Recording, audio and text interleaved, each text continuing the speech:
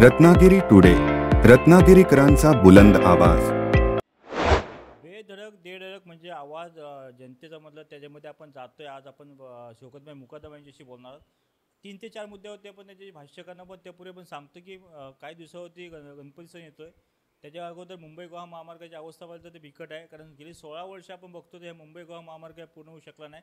अधिवेशनामध्ये आमदार शेखर निकमांनी तडक भूमिका घेतली होती आणि आज शौकतभाई मुकादम यांच्यावर जाणून घेतोय काय नेमकी अवस्था काय. मुळात आधी मुंबई गोवा हायवेचं जे प्लॅनिंग आहे हे पूर्णपणे प्लॅनिंग चुकलेलं आहे. हे प्लॅनिंग असं वाकणं एवढी आहेत त्याला.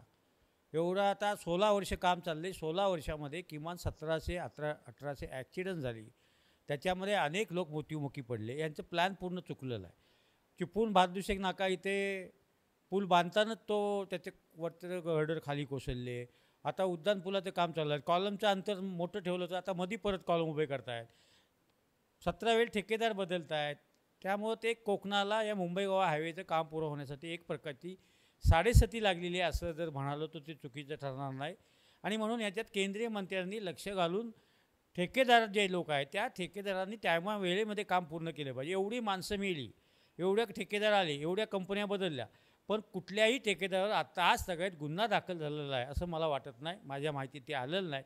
आणि शासनाच्या कायद्यामध्ये आहे किंवा हे उशीर झाला की दंड लावायचा, की चुकलं असेल तर त्याला दंड करायचा. हे अशा पद्धतीने कॉन्ट्रॅक्टर येत आहेत, वेगवेगळे कॉन्ट्रॅक्टर बदलत आहेत. आज ह्याचं JCP, उद्या त्याचं फोकलोन, हे सगळं सत्यानाश त्याने हायवेचे केलेलं आहे. आणि म्हणून गणपतीच्या सीझनला या हायवेने येणं तसं ते धोकादायकच आहे. आणि म्हणून आम्ही मागणी केलेली आहे की रेल्वेच्या ज्यादा गाड्या सोडल्या गेल्या पाहिजेत.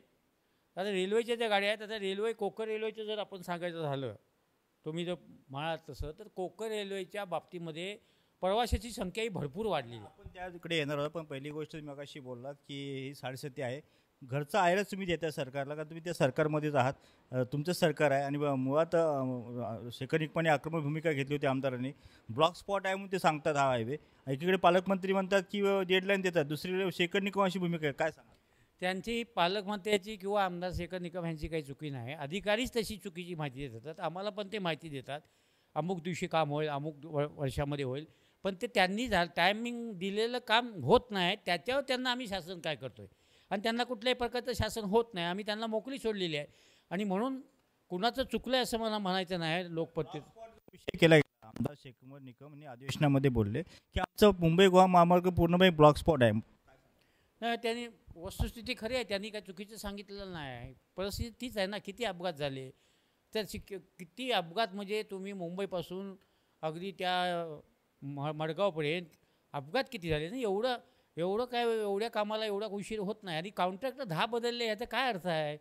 त्यांचं एखाद्या जबाबदारी फिक्स का नाही केली जाते की ह्यांनी या टायमिंगमध्ये काम पुरं केलं पाहिजे. शासनाचं धोरण काय आहे. सरकार कुणाचंही असलं आणि आमचं असलं काय आणि तुमचं असलं काय, प्रश्न तो नाही. आमची भूमिका अशी आहे, कुणाचंही सरकार असलं तरी शेवटी दिसले नाही. बाकी सगळे पक्ष उतरले, मनसे उतरलं किंवा अन्य कोण पक्ष उतरलं, पण तुम्ही कधी रस्त्यावर दिसलं नाही असं नाही. आम्ही रस्त्यावर उतरतो त्यांच्या आधी उतरलो म्हणून आम्ही तुम्हाला त्याची आठवण नाही. आम्ही रस्त्यावर उतरलो आणि रस्त्यावर उतरायची सवय आम्हीच लावलेली आहे. आत्ता जर तुम्ही जिल्ह्यामध्ये बघितलं तर लोकांचे प्रश्न सोडवण्यासाठी सगळ्यात जास्त केसेस कोर्टाच्या आंदोलनाचे असतील तर ती माझ्यावरच आहेत. आता मी आंदोलन करून जमलो. आता यांना काही फरकच पडत नाही. आणि मग होते कसं, एखाद्या डिपार्टमेंटच्या विरुद्ध आंदोलन केलं तर त्या डिपार्टमेंटला फरक पडत नाही. पोलिसांचं नाही आमचं चालू होतं आणि मग गुन्हे दाखल होतात. आणि म्हणून आम्ही जे सरकार आहे, सरकारचे जे लोकप्रतिनिधी आहेत, आमदार आहेत, खासदार आहेत, पालकमंत्री, यांना आम्ही वारंवार सांगत असतो की ह्याच्यामध्ये ते लक्ष घाला. आणि ह्याच्यामध्ये ते लक्ष घालतात, पण अधिकारी यांना चुकीची माहिती देत आहेत.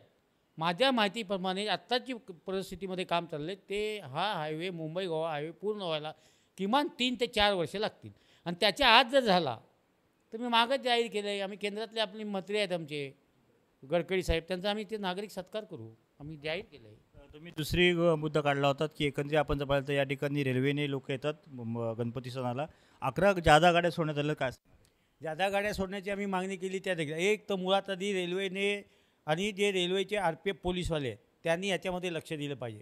हे ब्लॅक कसं होते, तिकीट खिडकीवर तेच लोक नेहमी का उभे असतात. ते प्रवाशाला जातात कधी आणि येतात कधी. एक व्यक्ती रोज जर त्या खिडकीवर उभी असेल किंवा काय असेल तर हे ब्लॅक होता कामा नाही. आणि जादा गाड्या त्यांनी सोडल्या पाहिजेत, कारण हायवेची परिस्थिती आता नाजूक आहे. लोक हायवेने येणं पसंत करत नाही. आणि त्यामुळं रेल्वेच्या ज्यादा गाड्या सोडल्या पाहिजेत अशी आम्ही त्यांची मागणी त्यांच्याकडे केलेली आहे. त्याच्यामध्ये काय प्रश्न आम्ही त्यांच्याकडे मांडलेले आहेत. आता काय झालं आहे, बेलापूरला एक कोकण रेल्वे महामंडळाचं ऑफिस आहे, पण त्यांच्याकडे कुठलेही लोकप्रतिनिधी किंवा आम्ही सांगायला गेलो ते एकच त्यांचं उत्तर असतं की आम्ही प्रस्ताव दिल्लीत पाठवला आहे, दिल्लीत पाठवला. तर दिल्लीत जर प्रस्ताव तुम्ही पाठवत आहे तर मग इथं कशाला झक मारायला ऑफिस ठेवलं आहे? दिल्लीत सगळे प्रस्ताव पाठवत आहे. तर आता कराड चिपळूणचा प्रश्न आहे. पहिल्यांदा देवेंद्रजी फडणवीस मुख्यमंत्री झाले तेव्हा चिपळूण कराडचं ऑनलाईन भूमिपूजन झालं. कार्यक्रम झाले जिल्ह्यात, आम्ही सगळ्या ठिकाणी बसलो, टाळ्या वाजवल्या, त्यांचं स्वागत केलं. त्या कराड चिपळूण रेल्वेचा पत्ता नाही. आता कधीतरी कुंभारली घाट बंद होतो आहे, तिथं दरड कोसळते. ही जर रेल्वे झाली ती 100 किलोमीटरचा प्रकल्प आहे. का हा प्रकल्प होत नाही? कोकणात नाही म्हणून होत नाही, इतरच्या ठिकाणचे प्रकल्प कसे होतात? त्यामुळं तो कराड चिपळूणचा मार्ग झाला पाहिजे. इथं रेल्वे फाटक आहे, सारखं ते फाटक खालीवर होते, तिथं अपघात होण्याची शक्यता आहे. ते 20-22 कोटीचं पुलाचं एस्टिमेट BNCने केले. त्याच्यासाठी रेल्वे 50% आणि महाराष्ट्र शासन 50% असं त्यांचं ठरलेलं आहे. पण आम्ही त्यांना सांगितलेलं आहे की हे रेल्वेने 100% करावं. बाकी ठिकाणी रेल्वेने 100%मध्ये पूल बांधलेले आहेत, त्यामुळे इथं काय दुखतं आहे, इथंही बांधलं पाहिजे त्यांनी, इथं काय अडचण आहे. अशा पद्धतीची त्यांच्या मागण्यात. आणि मी तुम्हाला माहिती आहे रेल्वेची बरीच आंदोलनं आम्ही केली, त्याच्यामध्ये काय प्रश्न सुटले, पण काय जे प्रश्न आहेत ते प्रलंबित ते सुटले पाहिजेत अशी आमची मागणी आहे. खासदार नारायणांची आपण भेट घेतली होती, निवेदन काय निवेदन होतं? नाही, त्यांना निवेदन दिलं तर मी राणे साहेबांची भेट घेतो, तटकरी साहेबांची भेट घेतो, अजितदादांची भेट घेतो, देवेंद्र फडणवीसांची भेट घेतो. आम्ही निवेदनं त्यांना दिलेली आहेत. त्या पद्धतीने आता निवेदन दिलं होतं, निवेदन नेमकं काय? आम्ही चिपळूण कराडच्या संदर्भामध्ये तटकरी साहेबांनाही निवेदन दिलेलं आहे, राणे साहेबांनाही निवेदन दिलेलं आहे. आणि पुढच्या महिन्यामध्ये महाराष्ट्राचे मुख्यमंत्री की ज्यांनी भूमिपूजन केले त्यांना तो विषय माहिती आहे, ऑनलाईन भूमिपूजन झाले, फडणवीस साहेब, त्यांनाही आम्ही भेटणार आहोत. आम्ही पाठपुरावा आम्ही करणार आहोत. आणि आम्ही भेटताना कोकणातले जे आमदार खासदार सगळे लोक आहेत त्यांना मी विनंती करतो की आपण सर्व मिळून एक शिष्टमंडळाने या लोकांची भेट घेऊया आणि पाहिजे त्या पद्धतीने कोकणाला जे 2-3 प्रश्न आहेत ते जर गती मिळाली तरच कोकणाचा विकास होईल. एकंदरीत आपण पाहिलं तर अनेक वर्षापासून तुम्ही मागणी करताय की आपला कराड चिपळूण हा रेल्वेमार्ग व्हावा. कुठंतरी तुम्हाला आता कमी लेखला जातं. एकंदरीत आपण पाहिलं तर पृथ्वीराज चव्हाण साहेब मुख्यमंत्री असताना सुद्धा हा विषय आला होता, ऑनलाईन सुद्धा भूमिपूजन झालेला आहे. मग असं होतं का नेमकं? मुळात आधी कसं आहे त्याच्यामध्ये आता कोकणाच्या विकास कामामध्ये कधी राजकारण होत नाही, हे फार पूर्वीपासूनचं चालू आहे. आम्हाला त्याचा अनुभव आहे. आम्ही एक आता ठरवलेलं आहे, जेवतपर्यंत कराड चिपळूण रेल्वेचा मार्ग होत नाही तिथपर्यंत हे वाशिष्ठीचं पाणी मुंबईला नेत आहेत ते आम्ही नेऊन देणार नाही. तुम्हाला कोकणापासून फायदा पाहिजे, कोयनेपासून वीज पाहिजे, सगळं पाहिजे. तुम्ही आमच्याकडनं घेताय सगळं, आमचा हापूस आंबा घेताय, आमचं सगळं कोकणातलं काजू घेताय, मग आम्हाला काय देताय? त्या बाबतीत जे आमचे प्रश्न आहेत ते मार्गी लागले तरच हे आम्ही तुम्हाला देऊ, नका आम्ही ते तुम्हाला देणार नाही. ही आमची सगळ्यांची कोकणातली पक्षविरहित, म्हणजे याच्यामध्ये पक्ष नाही, आम्ही सर्व राजकीय पक्ष एकत्र येऊन या विषयासंदर्भामध्ये आम्ही एक निर्णय असं घेणार आहोत. तुम्ही आमचं काय असेल ते पहिले बघायचं आणि मग आम्ही तुम्हाला काय पाहिजे ते कोकणातलं देऊ, नाही तर आम्ही काही देणार नाही. आपण तर पाहिलं सुरुवातीला जी कडक भूमिका होती ती कुठेतरी मावळ झालेली दिसते, कारण का ज्या टायमाला शौकतभाई मुकादम आणि अजित पवार गटामध्ये प्रवेश केल्यानंतर कुठेतरी आता शौकतभाई थंड झालेले वाटतात. एकंदर आपण पाहिलं तर काही 2 ठिकाणी ते पेपरच्या माध्यमातून पाहिलं जातं किंवा अशा चॅनलच्या माध्यमातून पाहिलं जातं, पण शौकतभाई तुमची भूमिका कुठेतरी मावळ झाली अशी वाटते. नाही, थंड नाही. कसं असतं, जो जास्त बोलतो तो राजकारणामध्ये पुढं झटकन जात नाही, त्याचा त्रास होतो. आणि 40 वर्ष मला हाच त्रास झाला आहे. त्याच्यामुळं आम्ही पक्षाची भूमिका काय ती माझी वेगळी असेल, मी ती पक्षाच्या नेत्याला मी सांगितलं, पण जनतेच्या भूमिकेमध्ये मी आता प्रत्येक गोष्टीमध्ये मीच आवाज उठवलेला आहे. आणि आत्ता सध्या पावसाळ्यामध्ये आम्ही 20 तुम्ही शौकतभाई मुकादम कुठेतरी मावळ झाले? नाही, मावळ झालेलं नाही, काय मावळ झालेलं नाही. मी पहिल्यापेक्षा माझी जी भूमिका आहे तीच आहे. मी एखादं आंदोलन पुकारलं तर मला सर्व पक्षाचे लोक साथ देतात. त्याच्यामध्ये आम्ही कुठल्याही प्रकारचं राजकारण आणत नाही. महाराष्ट्रामध्ये टोलचं आंदोलन पहिल्यांदा मी केलं आहे सुरुवातीला, त्याला 35 वर्ष झाली. या 70वरचा टोल रद्द कुणी केला? मीच केला आहे. त्याच्यामुळे केसी होतात आमच्यावर, आम्ही लोकांसाठी केसी घ्यायला तयार असतो. त्यामुळे काय आम्ही काय तो गुन्हा करत नाही. लोकशाहीमध्ये लोकशाहीच्या याच्याप्रमाणे आधाराप्रमाणे रस्त्यावर उतरणं, लोकांचे प्रश्न मांडणे हा माझा पूर्वीपासूनचा विषय आहे. मग कोण चांगलं म्हणून करू नाही,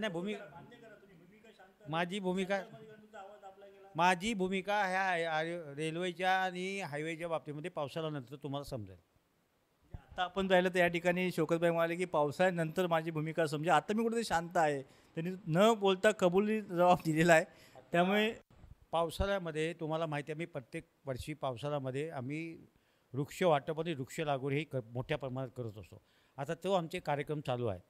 आता आम्ही 20,000 रोपं लोकांना वाटलेली आहेत फळझाडाची, आणि तो आमचा आता कार्यक्रम असल्यामुळं तुम्हाला मी शांत वाटतो. बरे सीझनवरच काम असतं. पावसाळा आलं की झाडं लावायचं काम करायचं, उन्हाळा आलं की लोकांचे प्रश्न घेऊन आंदोलनं करायचे. हे आमची स्टेप ठरलेली आहे. नाही, तो त्याचा त्याचा वैयक्तिक विषय आहे. कोण रमी खेळतोय, कोण काय करतोय, तो काय आता त्याला आपण काय करू शकत नाही. ते हां, शेतकऱ्यांचं आता भलं काय ते काय, शेतकरी त्यांना रमी करायला सांगत नाही. शेतकऱ्यांच्या बाबतीमध्ये सरकारची जी भूमिका आहे ना, ती शेतकऱ्यांच्या बाजून असली पाहिजे, तरच ते आपण आम्ही सत्तेवर येऊ. शेतकऱ्यांच्या बाजूनी जर आमची भूमिका नसेल आणि शेतकऱ्यांची आम्ही चेष्टा करणार असू किंवा काय असू, तर शेतकरी या देशाचा पोशिंदा आहे. त्यांना अडचणीत आणून आम्हाला चालणार नाही, हे आम्हाला चांगली माहिती आहे. आगामी जिल्हा परिषद पंचायत समित्या निवडणुका येतात, नगरपालिका निवडणुका, कसं पाहताय? कसं आहे, आता हा जो निर्णय आहे हा वरिष्ठ पातळीवर होतो. परवा आमच्या रत्नागिरीच्या मेळाव्यामध्ये अजितदादांनी आणि तटकरे साहेबांनी सांगितलेलं आहे की आपली महायुती आहे. महायुतीच्या माध्यमातून काही ठिकाणी निवडणुका होतील, काही ठिकाणी जे स्वराज्य संस्थेच्या निवडणुका आहेत त्या पक्षाच्या माध्यमातून होतील. तर तो त्या लोकाला त्या तालुक्यात तो अधिकार दिलेला आहे. तर इथं आता पार्लमेंट बोर्ड तालुक्यामध्ये असतात, जिल्ह्यामध्ये असतात, तर त्या पार्लमेंट बोर्डामध्ये ते निर्णय होतील. पण जर का समजा विधानसभा, लोकसभा, जिल्हा परिषद हा महायुती ठीक आहे, पण ग्रामपंचायत असेल, पंचायत समिती असेल, ह्या ज्या निवडणुका आहेत ह्या महायुतीच्या होतील किंवा त्या पक्षाच्या होतील. कारण कार्यकर्ता जेव्हा पक्षामध्ये काम करतो तेव्हा त्याला संधी मिळाली पाहिजे. मग महायुतीच्या झाल्यानंतर कार्यकर्त्यांच्या संख्येला संधी कमी मिळेल, त्यांना कमी मिळेल, आम्हाला कमी मिळेल. मग त्याच्यात मैत्रीपूर्वक लढत आम्ही करू. नाही, प्रत्येक भागाची कोकणातली सिच्युएशन वेगळी आहे, पश्चिम महाराष्ट्रातली सिच्युएशन वेगळी आहे, विदर्भातली सिच्युएशन वेगळी आहे. आता हे कसं आहे, महाराष्ट्राचं पार्लमेंट बोर्ड आहे. मी जरी प्रांतिकचा उपाध्यक्ष असलो, अजितदादा गटाचा, राष्ट्रवादीचा, तरी तटकरे साहेब अध्यक्ष आहे. तिथे बैठक होईल, त्यामध्ये जो निर्णय होईल तो सगळ्या जिल्ह्याला लागू होईल. तुम्ही एकटा काही निर्णय घेऊ शकत नाही. पण कार्यकर्त्यांचा आग्रह असा आहे की स्वराज्य संस्थेच्या ज्या निवडणुका आहेत, बँका आहेत, हे आहेत, त्यांनी त्या पक्षात त्या लढवाव्यात, अशी कार्यकर्त्यांची मागणी. मेळाव्यामध्ये उपमुख्यमंत्री अजित पवार तुमच्या पक्षाचे नेते असे म्हणाले की कुठं तुमच्याकडे बघून असे म्हणाले की आता कुठंतरी तुम्ही शांत बसावं, तरुणांना संधी द्यावी. काय सांग? नाही, मी तरुणच आहे ना. मला आता मी 6 वर्ष सभापती झालो, मला कोण म्हातारा म्हणू शकत? मला एकदाच संधी मिळाली ना 40 वर्षात. आता मी एखाद्या कुठल्या जातीमध्ये जन्माला आलो म्हणून मला संधी मिळत नाही, हे नाही असं लोक म्हणतात, पण ते मी काही जातपात मानत नाही. मी अनेक ठिकाणी सगळ्या समाजामध्ये काम करतो. आता हायवे झाल्यानंतर गणपती विसर्जनची फार मोठी अडचण होणार आहे. बहादूरशेखच्या चिपळूणच्या पुलावर गणपती विसर्जनसाठी विसर्जन घाट व्हावे ह्याच्यासाठी मीच आंदोलनाची नोटीस दिली आहे. त्याच्यामुळं ते लोकांचे प्रश्न सोडवताना जात आणि पक्ष हा तिथं आला नाही पाहिजे. माझ्या पक्षाचं जेव्हा आदेश येईल, माझ्या पक्षाचं काम सांगतील तेव्हा मी करीन. पण पक्षाच्या निर्णयाचा जर लोकांच्या पक्षाचा एखादा निर्णय असा झाला किंवा सरकारचा एखादा निर्णय असा झाला आणि तो लोकांना जर त्रासदायक ठरत असेल तर मी लोकांच्या आणि कार्यकर्त्याच्या बाजूला आहे. मी काय सरकारच्या बाजूने राहणार नाही. ही माझी पहिल्यापासूनची भूमिका आहे आणि 40 वर्ष ही माझी भूमिका मी निभावलेली आहे. आणि मी जे हे करतो तर मला पक्षाचे लोक काही विचारत नाही, माझे वरिष्ठ मला विचारत नाही की तुम्ही आंदोलन केलं ह्याचं पक्षाला किंवा सरकारला कुठं त्रास होईल असं मला कोणी विचारत नाही. का ते मी जे करतो ते त्यांना पण पटतं आणि त्यांना पण वाटतं हे कुणीतरी करायला पाहिजे, ते मी करतो. शेवटचा प्रश्न आहे, अजूनपर्यंत जेवढ्या निवडणुका झाल्या, म्हणजे मला वाटतं मागच्या काही निवडणुकामध्ये बघतोय आमदारकीची निवडणूक आली की शौकतबाई म्हणता मला आमदार व्हावं अशी इच्छा वाटते, पेपरमध्ये बातम्या येतात, पण नंतरची शौकतबाईंची भूमिका एकदम मावळ होते. का नाही, कसं आहे, लोकसभेचे विधानसभेची निवडणूक आली की मी तिकीट मागतो. मी आता 5-6 वेळेस मागितलेलं आहे. मी पक्षाचं काम करतो आहे. जिल्ह्यात सगळ्यात जास्त मी काम करतो आहे. मग तुम्हाला असं म्हणायचं जास्त काम करणाऱ्या माणसाला तिकीट मिळत नाही, तसंच माझं झालं आहे. मी जिल्ह्यात आता सगळ्यात जास्त काम बघायला गेले तर मीच करतो. आंदोलनं करतो, गुन्हे बिन्हे सगळ्यात जास्त, पण मला नाही देत, मला तिकीट नाही मिळत. सगळंच मीच करतो आहे. करतात ना ते करत नाही असं मी म्हणत नाही. आधी करताना सगळ्यात जास्त मी करतो, पण मी तिकीट मागितलं. कसं आहे, एका तालुक्यात एक माणसाने तिकीट मागितलं, 2 माणसांनी तिकीट मागितलं की वरच्या लोकांना वाटतं इथे पक्ष कमकुवत आहे. 5-6 लोकांनी तिकीट मागितलं, पक्ष मजबूत आहे. मी मागितलं, मला सांगतात पुढच्या वेळेला विचार करू, पुढच्या वेळेला विचार करू. आता कधी पुढचा वेळ येईल तेव्हा बघू. आणि शेखर निकम जे आमदार आहेत ना, त्यांच्यात आणि आमच्यात काय असं वैर किंवा असं काय वाटलं नाही. ते आहेत आणि मी आहेत, हिशोब एकच आहे. काम करण्याची पद्धत खूप चांगली आहे. परवाशी आपण पहिला अधिवेशनामध्ये सुद्धा त्यांनी एकंदरीत जी भूमिका होती ती आक्रमक भूमिका होती.